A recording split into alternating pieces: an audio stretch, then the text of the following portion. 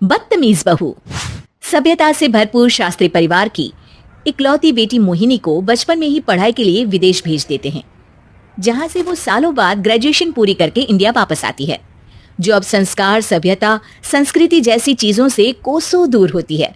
एक सुबह Mohini short dress पहने, कानों में हेडफोन लगाए जोर जोर से इंग्लिश गाने गाती हुई घर में घूम रही होती है। सुबह सुबह भगवान का नाम लेते हैं, राक्षसों की तरह चिल्लाते नहीं। पॉप्स, आपको अच्छे गाने की बिल्कुल समझ नहीं है, सो ठीक है, चिल पिल। अरे मोहिनी, पापा से ऐसे बात करते हैं क्या? सारी तमीज भूल गई हो। ओह मॉम प्लीज, इतनी बड़ी भी कोई बात नहीं हुई, सो डोंट ओवर रिएक्ट। ऐसे ही दिन बीतते हैं जिसमें मोहिनी के तौर तरीके, रहने और बात करने का ढंग उसकी मम्मी पापा को परेशान करने लगता है। भला कोई मानेगा कि ये मेरी बेटी है? रीति रिवाज और संस्कारों से तो इसका दूर दूर तक कोई नाता नहीं, और अब तो लगता भी नहीं कि कभी होगा। अरे ऐसे कैसे नहीं होगा? लड़कियां सारे नखरे अपने माँ बाप को ही दिखाती है। ससुराल जाकर उन्हें सब कुछ करना भी पड़ता है और मानना भी। पत्नी की बात शास्त्री जी समझ जाते हैं और कुछ ही दिनों में अपने से भी ज्यादा धार्मिक परिवार में निखिल के साथ मोहिनी का रिश्ता पक्का कर देते हैं। रिश्ता तो पक्का कर दिया, पर यहाँ मोहिनी को कैसे मनाएंगे? शादी ब्याह के मामले में आटे में नमक जितना झूठ तो चलता है जी। इसी तरह एक के बाद एक तिकड़म लगाते हुए दोनों मिलकर मोहिनी को शादी के लिए तैयार कर लेते हैं और मोहिनी निखिल की शादी हो जाती है, जिसके अगले दिन से ही मोहिनी दोबारा अपने पूरे अवतार में शॉर्ट ड्रेस पहनकर घर में घूमने लगती है। बहू को ऐसे देख सास की आंखें फटी की फटी रह जाती हैं। अरे ये क्या बेशर्मी है, हमारे घर की लड़कियां जींस तक नहीं पहनती और तुम बहू होकर इतने छोटे कपड़े पहनकर पूरे घर में घूम रही हो। सीरियसली मॉम, प्लीज आप अपनी इस 80 के दशक वाली सोच में मुझे इंक्लूड मत करो।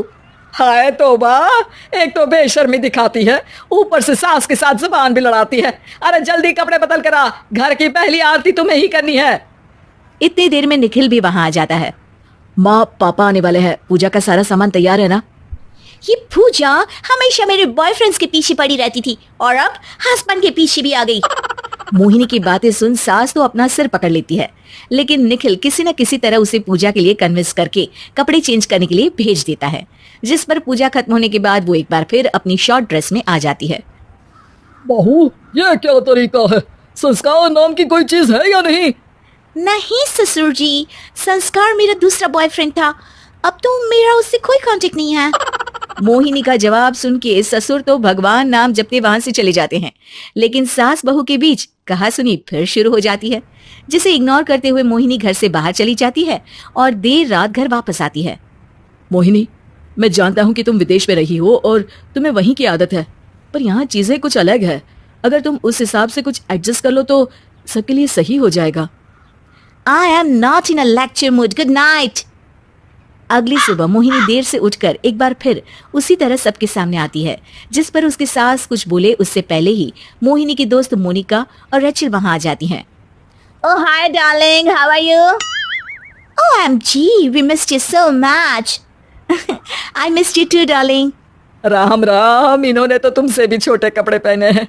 अरे तुम लोगों के अंदर कोई शर्म लिहाज बाकी भी है या सब बेच खाई? मोहिनी, तुम्हारी मेड कुछ ज्यादा नहीं बोलती? इस पर मोहिनी की दोस्त उसकी सास का मजाक बनाने लगती है, जिसे सुन निखिल उन्हें जवाब देते हुए कड़वे शब्द सुना देता है और वो सुन के वो दोनों तो मुंह बनाए वहां से चली जाती है, लेकिन गुस्से से लाल मोहिनी वहीं खड़ी निखिल को घूरती रहती है। घूर क्या रही हो?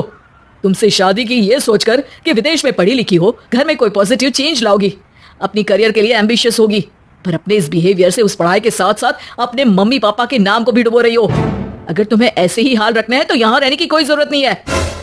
निखिल की बातें सुनकर मोहिनी रोते हुए घर छोड़कर अपनी मम्मी पापा के पास वापस आ जाती है। ससुराल में सब कुछ ठीक तो है? वो अपने आप को समझते क्या है? मोहिनी पर चिल्ला रहे हैं? मैं क्यों उसके इशारों पर चलूं? मैं अपनी लाइफ अपने तरीके से जीना चाहती हूँ और वो ना आप लोगों को मंजूर था और ना ही उन्हें है। तुम यहाँ नहीं रह सकती। अपने पापा की बात सुन के मोहिनी हैरान रह जाती है। हाँ, तुमने बिल्कुल सही सुना। अगर तुम्हें अपने इस घमंड, बेशर्मी और बदतमीजी में ही जीना है तो तुम यहाँ भी नहीं रह सकती। बेटी, मैं मानता हूँ हमारे यहाँ रीति रिवाज बहुत मायने रखते हैं और हमने उन्हीं के ओवरडोज से बचाने के लिए तुम्हें विदेश भेजा था। एक लड़की जो शादी करके घर और बच्चे संभालती है, उससे तुम अपने आप को ज्यादा समझ सको इसके लिए भेजा था। तुम उससे ज्यादा समझो और बनो, पर तुम तो किसी दूसरी ही ट्रेन में चढ़ गई बेटा। उसके मम्मी पापा बहुत देर तक मोहिनी को सारी बातें समझाते हैं, जिन्हें सुनकर मोहिनी को अपनी गलती का एहसास होता है। वो जॉब ज्वाइन कर लेती है और ससुराल वापस आकर उन्हें मॉडर्न बनाती है और खुद भी कुछ रिवाज सीखते हुए खुशी से रहने लगती है।